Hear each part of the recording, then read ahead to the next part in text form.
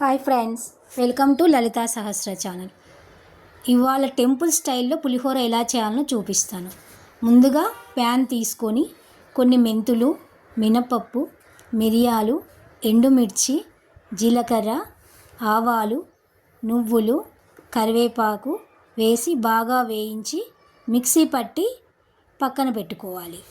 ఆ తర్వాత ఒక బాండీ తీసుకొని 3 స్పూన్ ఆయిల్ వేసుకొని అందులో పల్లీలు, శనగపప్పు, పచ్చిమిర్చి, ఆవాలు, జీలకర్ర, కొంచెం ఇంగువ వేసి వేయించుకోవాలి.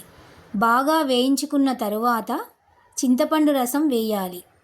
అందులో చిటికెడు పసుపు, తగినంత ఉప్పు వేసి బాగా ఆయిల్ వచ్చే వరకు ఉడికించాలి. ముందుగా మిక్సీ చేసిన పొడిని యాడ్ చేసి కలపాలి. చివరిగా కొంచెం కొత్తిమీర వేసి కలుపుకోవాలి. సో పులిహోర రెడీ. మీరు కూడా ట్రై చేయండి ఫ్రెండ్స్. ఎలా ఉందో ట్రై చేసి కామెంట్లో చెప్పండి. Thank you friends. Bye friends.